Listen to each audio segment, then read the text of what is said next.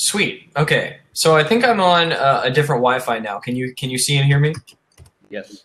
Okay, awesome. So maybe this will work this time around. So I had a really brief opening statement, and I know you have a pre-written one and everything. But so let me just quickly clarify my overall thoughts on this. So I understand you are an abolitionist. I am pro-life. And the reason that I am pro-life is because I do believe in life. And I feel that anyone who is against abortion should have a reason for being against abortion. And so usually the distinction made is pro-life versus pro-choice. Now, the reason that I am pro-life is because it would appear that there is a child in the mother's womb. But if there was not a child in the mother's womb, then I would be pro-choice. Because if there is a child, then ending that child's life would be either murder or manslaughter or criminal negligence. But if there's not a child in the mother's womb, then it is simply a part of the mother, an object within the mother that is growing, but not a human and would not deserve any sort of protection. In the same way that a cancer or anything else that is growing inside of the mother, she would have a perfectly legitimate right to get rid of that cancer. Just like any man would have the right to have a surgical operation on something that was causing a problem inside of himself, a woman should have the right to do the same to herself, if there is not a child in the mother's womb.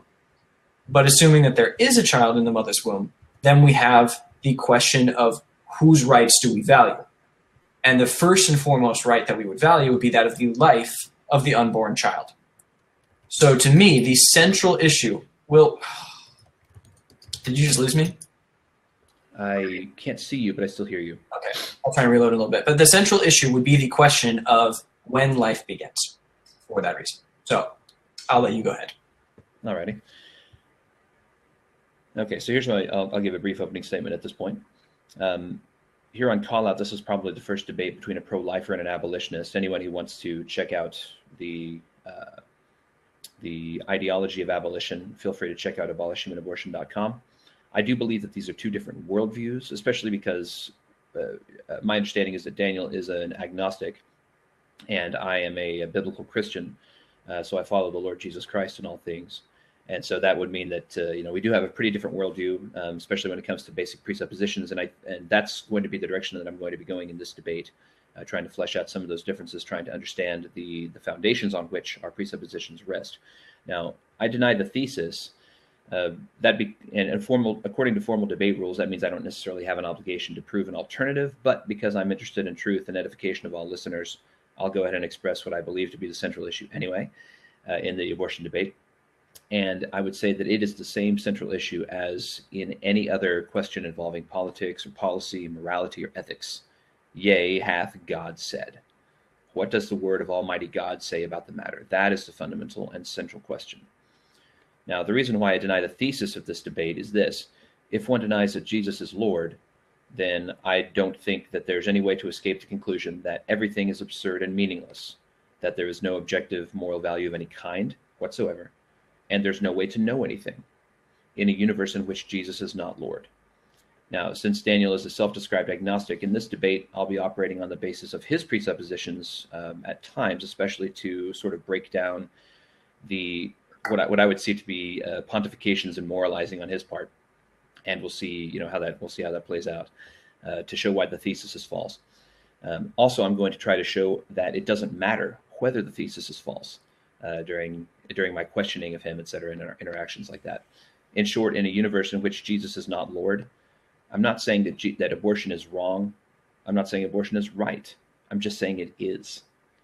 What I'm trying to explore here is a conundrum stated by David Hume. It's sometimes thus referred to as Hume's guillotine. It's the problem of bridging the gap between is and ought. What is and what ought to be. I'm pretty sure Daniel's familiar with this. So this is just for the benefit of everybody else listening. So I'd like to know how Daniel gets from the statement that the product of conception is a human life from the moment of conception. So from that statement to it is morally wrong to put an end to that life. So we have to find out to what objective moral standard we're appealing. And even more importantly, how we know that this moral standard is the correct one. So that's what I'm going to be challenging here. I can cut it. That was a little longer than I wanted to in the written form, so we can proceed going forward now. Yeah, and no worries about time or anything because we have 40 minutes and we can just go back and forth. Hopefully my computer issues are updated now. Now, to respond to your issues here, you had a fundamental point, which was that the way of determining the central issue to the abortion debate would be if you are already a Christian. And you called this, yea, hath God said. That if one is a Christian, then they would be against the idea of abortion. But that's not necessarily the case. First of all, because we see a lot of Christians who are pro-choice. So just being Christian does not equal being pro-life or being an abolitionist. So there has to be something more than that. There has to be a logical answer. They would even have to make the statement, I am an abolitionist, not just I am Christian. And you might say, well, if they were truly Christian, then they would be pro-life. Well, what defines that? That would require some further step.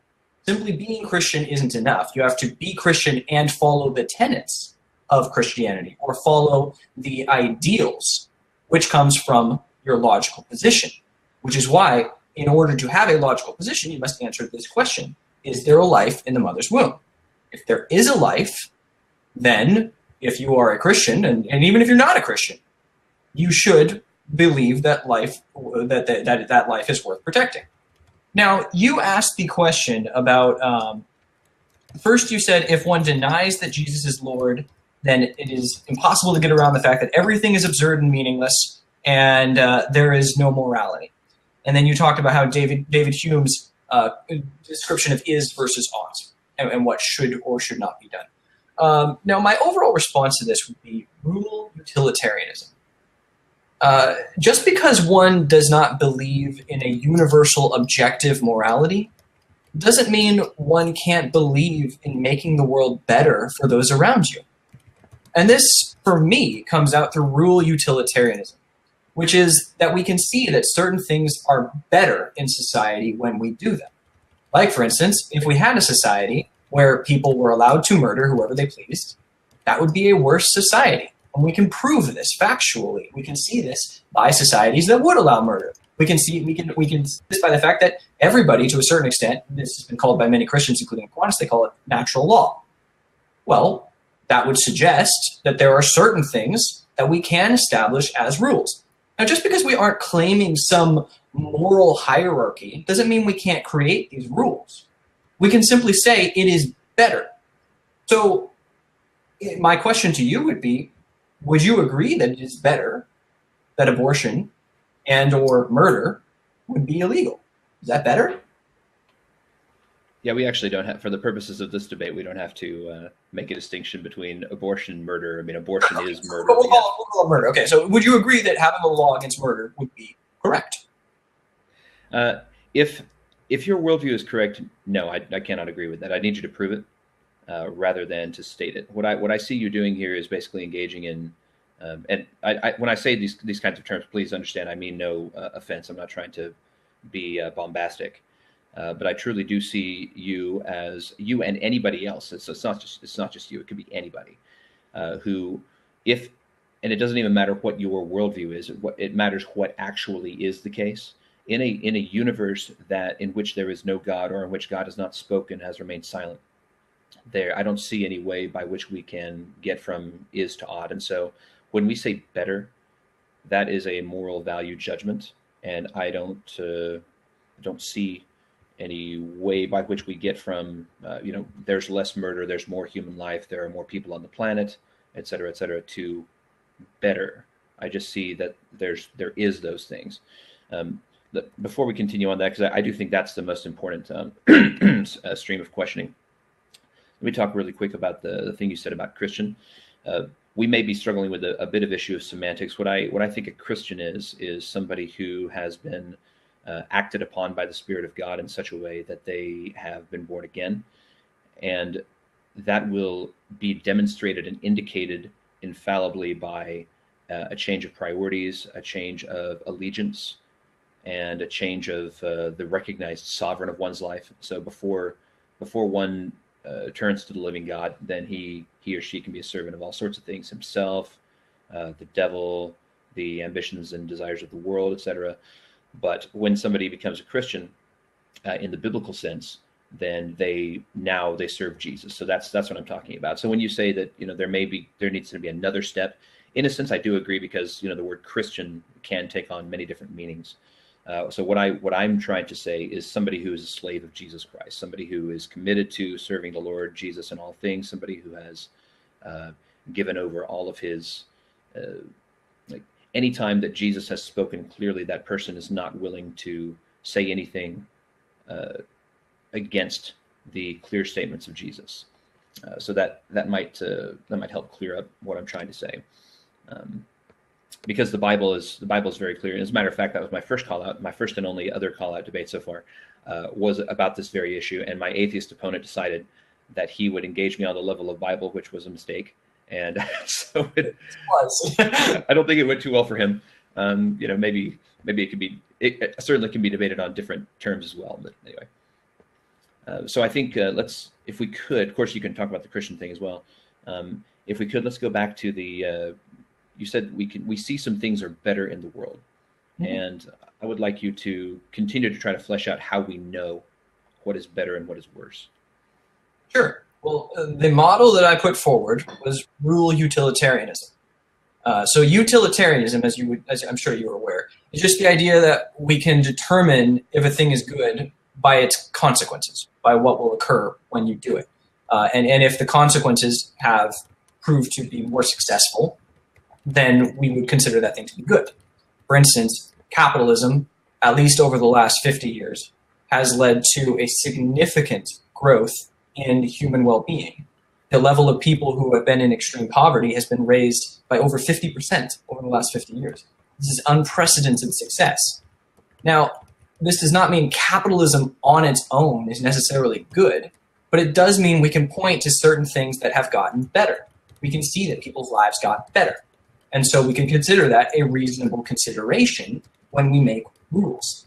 Now, rural utilitarianism is the idea that we don't just make statements based on, okay, this leads to this and that will be better. It's rural utilitarianism would say, okay, so we see that certain things as a general whole do wind up being better. So we're going to make these a specific across the board statement. Even though there could be some exceptions, we're going to make this an overall statement. For instance, murder is wrong. This is something that basically every society can and does agree on. Murder is wrong. That's why you don't see almost any societies that say, oh no, murder is good, right? We don't see that. What we do see is that just about every society in human history has said, okay, murder is bad. Now, when we say rural utilitarianism, as opposed to just regular utilitarianism, in regular utilitarianism, you could say, murder is bad, but sometimes murder is good. But with rural utilitarianism, you say murder is bad, and even though there could be some times when you might have a positive reason for it, it still, as a rule, should be something society stands against. So we have a standard, which is that of rural utilitarianism. So whether there is a Christian society or an atheist society or a Muslim society or any sort of society, they can establish certain levels of rules. Like, for instance, murder is wrong. It's the most fundamental rule which is there in basically any society. So the question then is abortion murder? Both of us would agree that abortion is murder. And the reason why I would agree with that is because there is a life in the mother's womb. But if there was not a life in the mother's womb, then abortion would not be murder, because it would simply be the mother operating on her own body. So the central question, even if you're a Christian, this should be the central question for you. Is there a child in the mother's womb? Because if there's not a child in the mother's womb, why would you be against it? Why would there be a Christian problem with a person having a surgery on themselves? And I get it. The reason that a Christian would want to be abolitionist is because there is a child in the mother's womb, so they should be against abortion. But if there wasn't a child in the mother's womb, would you still think that abortion is wrong? Yeah, I agree that it is an important question. I just don't think it's the central one, which is why I agreed to the thesis in this way. And I thought it would be a fun and interesting kind of pump fake, because people are like, wait a minute, I thought this guy just argued that abortion is evil, and now he's saying that when life begins is not the central question. What is wrong with him? You know, and what's wrong with me is that I'm kind of a freak, and I serve Jesus and stuff, and I'm an abolitionist. Now, you said a few things I'd like to address. You discussed consequentialism. So essentially, I still heard you saying some moral value judgments. You said that which makes society more successful, that which contributes to well-being. So you assume that those things are good. You talked about people rising up from extreme poverty, implying that extreme poverty is bad. What I see you doing is borrowing from my worldview. In my worldview, if Jesus is Lord, then I have an objective and fixed way to measure what is success in a society, what well-being is, whether extreme poverty is a bad thing. Like these are things that Jesus tells me in his word. So I don't have to wonder, but I also have a fixed foundation by which I can measure those things, by which I can judge them. The same thing, with murder. I know that murder is wrong because God has said so, not because of anything else. Like that's the only way that I see to know for sure. And I'm not talking about making opinions. I'm talking about knowing for sure. Now, correct me if I'm wrong, but I heard you talking about various, societies throughout history. Most have said that murder is wrong. Excuse me. I don't dispute that. What I do dispute is whether rule by majority equals morality. I don't think that is necessarily the case. We can easily think of cases in which rule by majority ends up in being something that we consider to be mistaken. So I don't think that's actually the standard that you're using. Now, getting right down to it, when you say rule utilitarianism, we have to ask, why rule utilitarianism? Because it seems to me that it's something that you picked more or less arbitrarily. More importantly than that, though, we have to talk about which rules we're going to make as the foundational rules of our rule utilitarianistic system. So, you choose do not murder as a very foundational principle, and that gets back to the central question of this very thesis. But anybody can come along and say, well, why do you choose that? Somebody else could come along and say, I choose do not rape. Why? I choose, do not molest children. Why? But we can take even sillier examples and have no way of knowing which one is actually right. Somebody could say, I choose Bitcoin.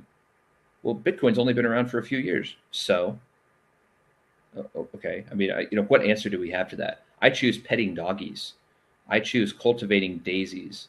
I choose eating cereal.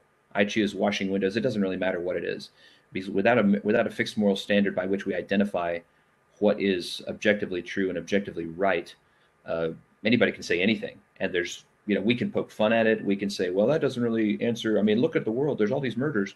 And the window washer guy can be like, so I have simply arbitrarily decided that washing windows is far more important than, what you call murder or, the ending of life. He could say, look, man, we're just all protoplasm. We're molecules banging around. We're evolved apes and monkeys, slightly less hair, slightly more capacity to put together technology and whatnot. But that doesn't have any bearing on morality or how I should treat somebody else. It's just what you think. But what you think I don't see a reason to agree with it necessarily. So since we're all just molecules banging around, if I choose to reduce, your collection of protoplasm to a less lifey state than I currently am in, or that you're currently in, like why does that matter? So I'm still seeing ways to cast major doubt on your authority to make moral pronouncements.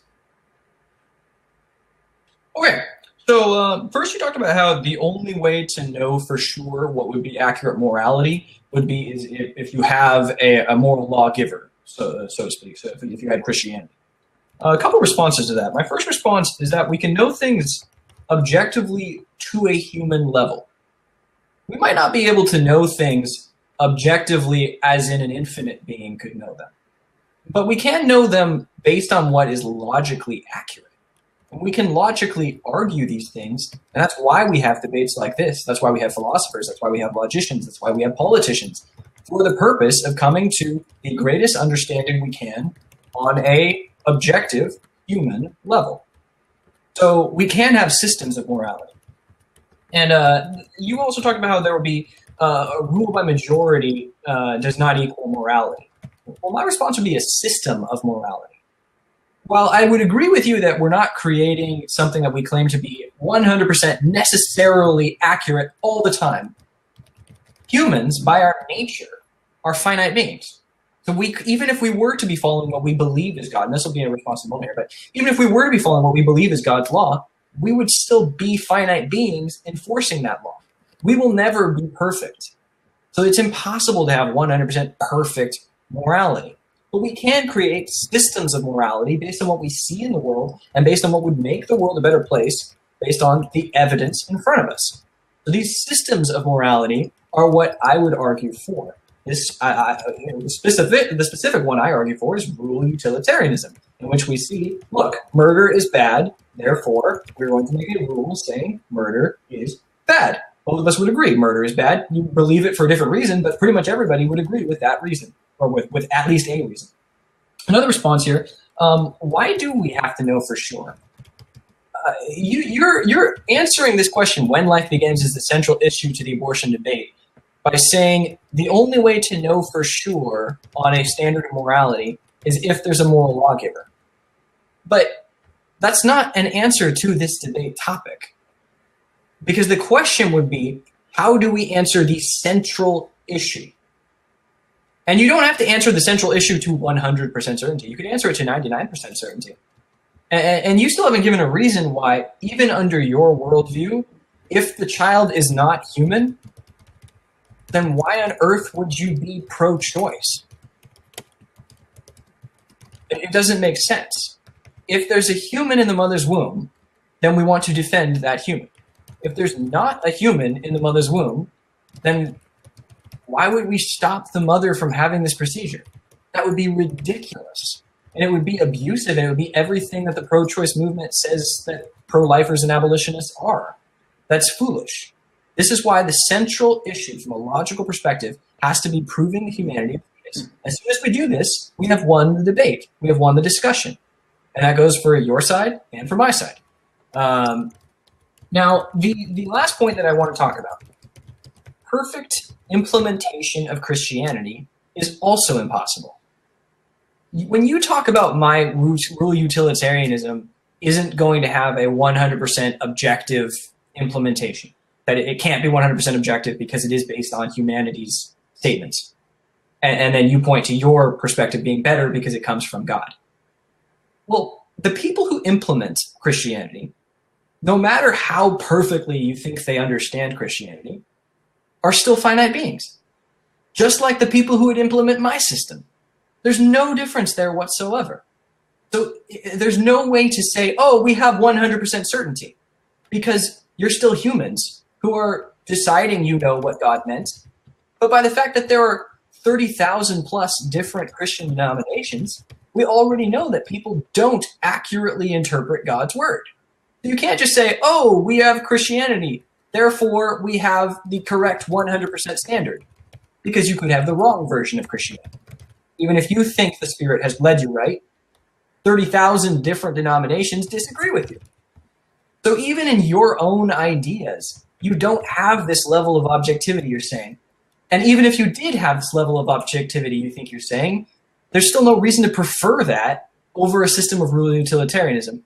And even if we gave you both of those points, it doesn't matter, because that's not the central issue to the abortion debate. There's no reason that you have given, or that I can think of, even like comprehend, of why, if there's not a child in the mother's womb, why abortion would be a problem. If there's not a child in the mother's womb, why would it be bad for the mother to abort I'll ask you this. Do you think that a woman should have a right to have a procedure to remove a cancer? So if I were to take your presuppositions on consistently, then the answer to that question is no, there exists no rights to anything at all. And so, should a woman have a right to remove a cancer? No.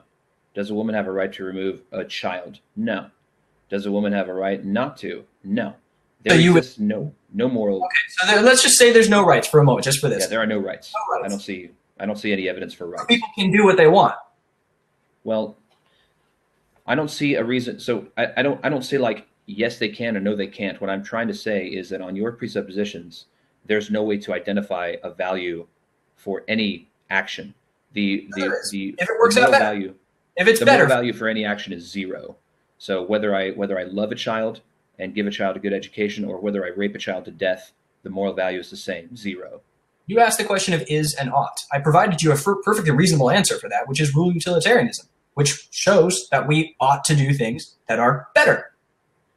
You just kick the can down the road, though, honestly. I mean, when you say that it's better, like you're begging the question. So you need to show me that it's better. So like basically I'm saying, we have to get from is to ought. Yeah, you won't believe anything I say on what is better. You're just going to reject anything I say is better because you'll just say, oh, it's subjective.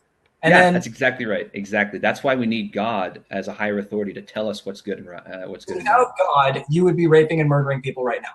That is an irrelevant question. Like it doesn't matter whether, because you're saying that without God there would be no morality. There wouldn't even be an established system of morality. Who cares if it's a 100% objective system of morality? There would still be some morality, which is why you don't see atheists raping and murdering people. Well, that's not why you don't see atheists raping and murdering people. What is the reason why atheists aren't raping and murdering people? Atheists don't rape and murder people for a variety of reasons. The most central one would be that everybody is created in God's image, and we know deep down, even though many of us suppress the truth in unrighteousness, that God is the lawgiver, and that we will be responsible to him, and that we know it's wrong at some level. Because God has actually written eternity on our hearts. Now, I wanted to go back a second ago to you said without God you would be raping or murdering. The actual question we need to be asking is, without God, is raping and murdering a bad thing? Because you continue when you ask that question, you continue to imply just your what I would call an unfounded presupposition on your part that raping and murdering is bad.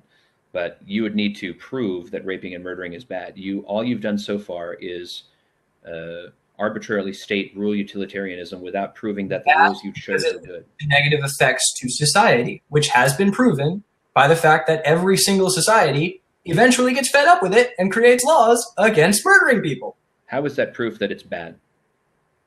Because, well, here's the thing. If we start from within us, I would not appreciate it if someone murdered me. I can then apply the same principle outside. I can also ask the people around me, would you appreciate it if you were murdered? Every single one of them will tell me no. Eventually we realize, oh, hey, this is a reason to create a system of morality. We aren't claiming that this system of morality, this system of laws, is necessarily 100% objectively correct in every single instance. Because that's not possible because we're finite beings. Even a Christian set of morals, for instance, the Puritans. The Puritans thought they were creating this perfect set of laws based on God's law. Was it great? No. In a lot of ways, it was really problematic. Actually, it was really good what the Puritans did. But fine, but the point is still going to have on to that. You asked like 100% standard one way or the other. Yeah, you're asking, whether somebody would appreciate this or that action applied to them. Are you saying that I have some sort of overarching obligation to treat my neighbor in the way that I would like to be treated? I think that there's probably a good human reason. We would call that natural law, would seem to imply that we should do unto others as they would have us do to them. Sure. How do you know? I don't know, and I never claimed to know. I said probably. I think I probably should, and I can also say that from the same perspective, if I start from within myself and then go out, I appreciate it when people treat me well. That's yeah, I appreciate it when to borrow the popular Ben Shapiroism, like facts don't care about your feelings, right? So I don't care whether you appreciate it, and I'm not I literally am trying to break down the presuppositions in a very. It's not a feeling. This is a fact. The fact is, people appreciate it when we treat them better. That's a feeling. It's a feeling. No. The fact is, people prefer it. No, the feeling is that they enjoy it. The fact is, when you ask someone, they will tell you they enjoy it. Thus, from the fact, you can then say, okay, society recognizes this is a fact. Society recognizes people prefer when people are nice to each other. Thus, society can recognize certain objective, not 100% objective, because 100% objectivity is impossible, but objective at the same level, based on the evidence, based on the facts, and say, okay, murdering people doesn't make people happy. You just said 100% objectivity is impossible. Is that statement 100% objectively true? Let's not go there in this debate. But what I'm simply saying I don't think you have an answer, by the way. I do have an answer, but it's actually another debate that I've already done, and so I don't really want to go there right now. But the point is, well, let me take you back to the facts thing. So whether objectivity exists or not, humans are going to be finite, so we cannot access that 100% objectivity. You sound 100% sure about that statement that you just made. I'm about as certain of that statement as my finite mind can be. So you do think that 100% certainty is possible?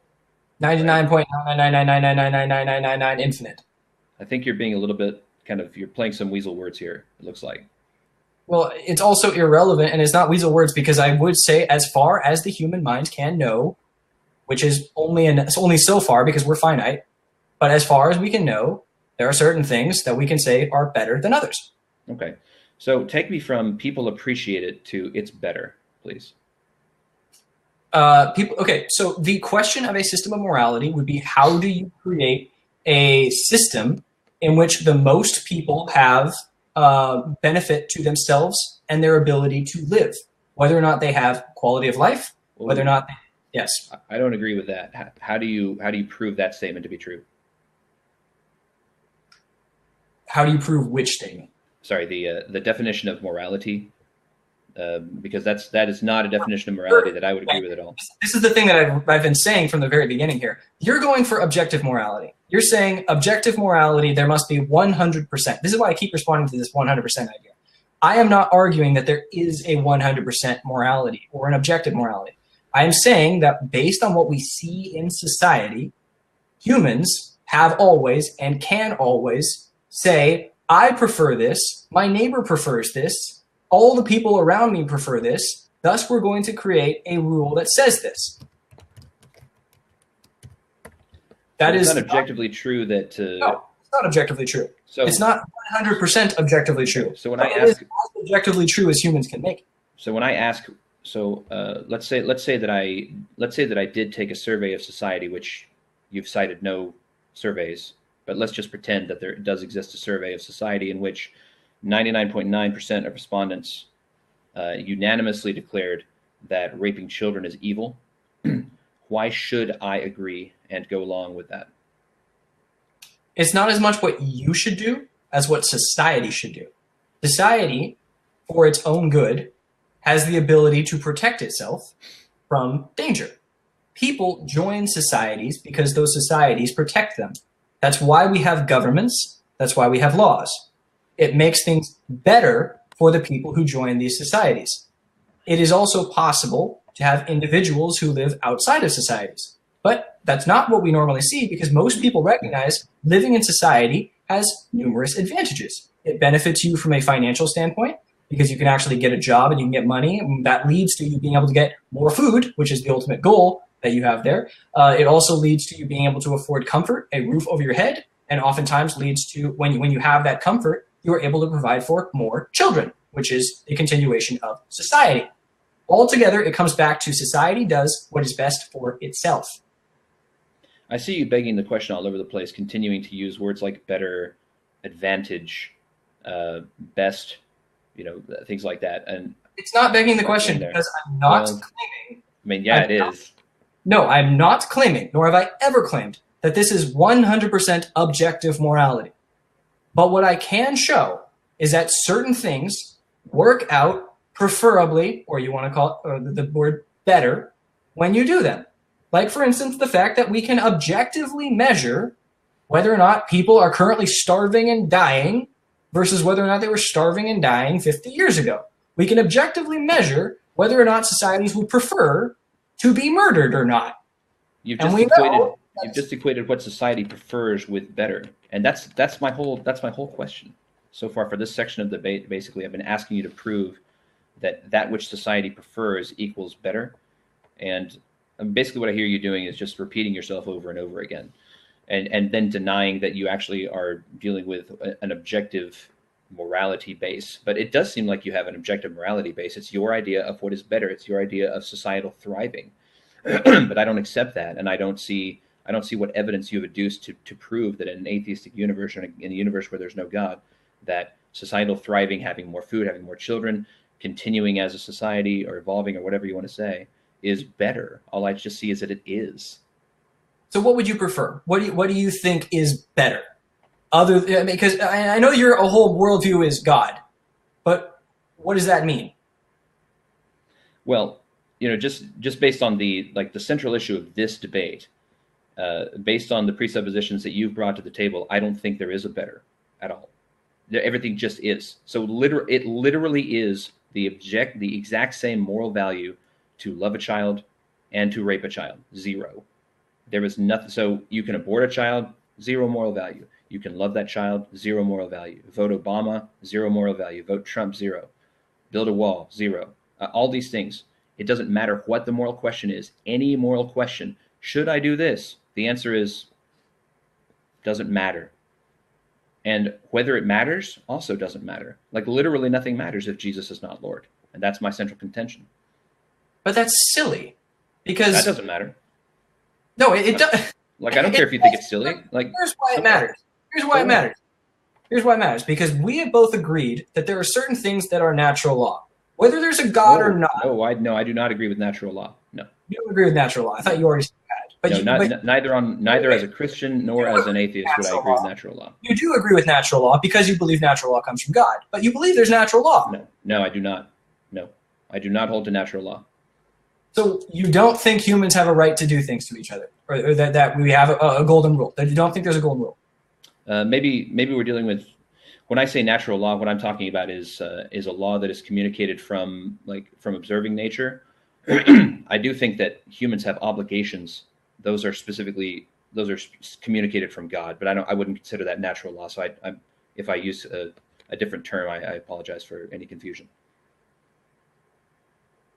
Okay, I'm not altogether sure what you would mean by that, but sorry. Anyway. I'll clarify one more time. I'm sorry about that. Bad communication on my part.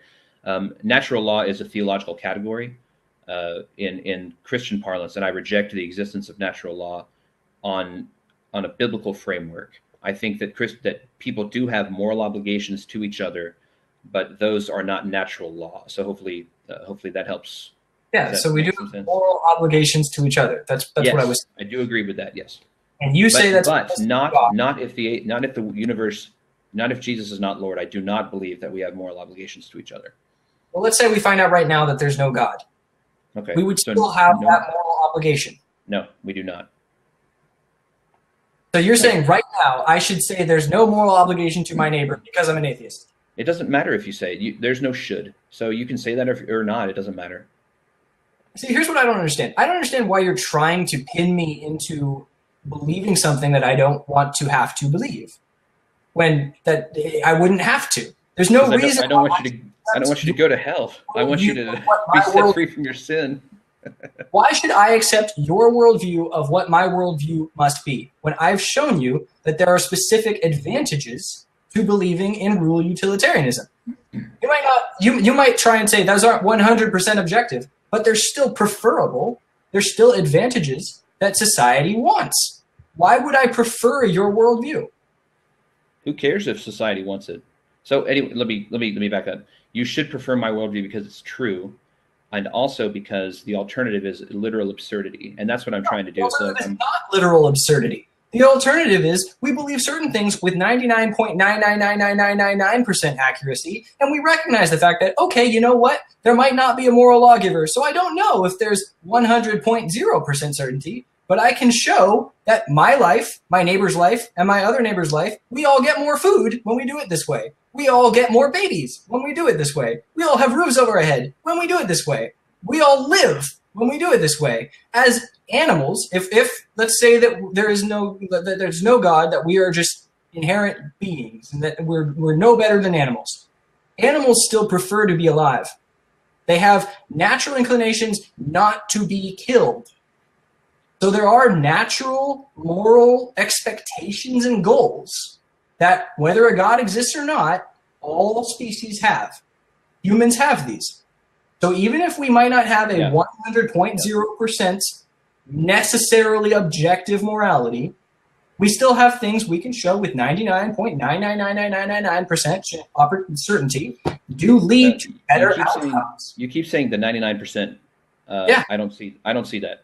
You don't see that. So see that world that you have not proven. You've not proven a connection. All you've done is come in here and arbitrarily acted as the Pope of morality to apply rule utilitarianism to govern everybody, whereas you have not proven that it's the right system, nor have you proven that your rules that you chose to make the basis for your system, your particular system of rule utilitarianism, are the right foundations on which to place society. All you've done is say that I choose these rules because that's what societies generally prefer. You cited no survey data. You also haven't answered my question about so what. So it doesn't matter whether all these societies, all the people in the societies say, I prefer to be treated this way, or I prefer to have a long life and more children. You still haven't taken me from the is of the preference to the ought of the we should fulfill the preference. So my question remains, so what? It does matter, because whether we are animals or humans or whatever we are, we have natural goals. So what? So we should try and fulfill those goals. We should try. Why? Because I enjoy life better when I do. So what? My neighbor enjoys life better when he does. So what? Why would you say so what to that? That's clearly an advantage. I don't agree. Prove it. Prove it. Prove it. This is where it gets ridiculous. I have proven it. That's literally what it means. No, you haven't proven it. That is why this worldview, your worldview, is absurd. You cannot ground these moral value judgments you're stating so confidently. Yes, I can. I can't ground them to 100.0% certainty. You can't ground them to any percent. 0% is what you can ground. Yes, I can, because I can measure what I had last versus what I have now and go, oh, hey, I prefer this. So what if you prefer it? Hard to do. So what if you prefer it?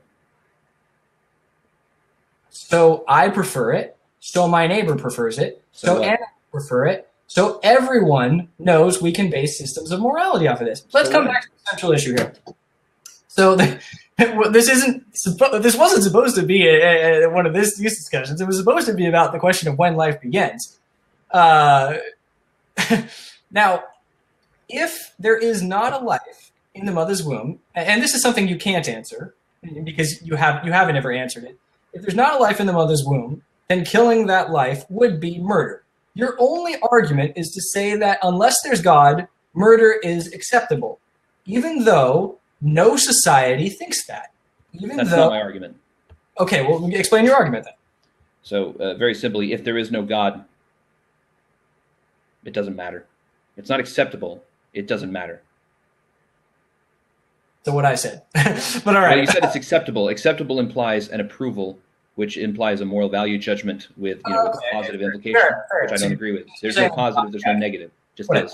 But it would be acceptable to do because there's nobody to say no. So no, it's not acceptable to. People might say no. It doesn't matter. No, there would be an acceptability. If there's no rules, then it is acceptable to do whatever I want. Is what you're saying? Yeah. That is what you mean. Doing the accepting, like that raises all sorts of other questions. So I wouldn't agree with that. You yourself would be doing the accepting. Therefore, yes, it would be. I would neither accept. If I were trying to be consistent with my stated worldview, I would neither accept it nor reject it. Wrong, then, because if there isn't this moral lawgiver, then the moral lawgiver would come from yourself. And if I want to murder someone, then I can murder someone. However, using the same line of reasoning, if moral lawgiving stems from starting within yourself, which it does, we can apply that same moral lawgiving outside of ourselves because all the other individuals also have that same moral lawgiving. How do you know that moral lawgiving starts in yourself? Because I say, personally, I do not want you to murder me. Thus, it starts from me. Okay. That sounds like, so basically you want to apply your morality to everybody else. That's essentially my central point about this. Like taking, and I'll leave you the last statement, but this will be my last statement. To change the central issue in this way sets you in the place of God. God is the one who claims responsibility over your life and has authority to tell you what to do, but you want to be the one to tell you what to do. First of all, sure. If that's the way it works, then sure. But even if that's the case, it still means that we can create systems of morality. And those systems of morality would then say abortion is wrong, murder is wrong. So then what we come back to is the central issue, even if it starts from inside us, when life begins, is central.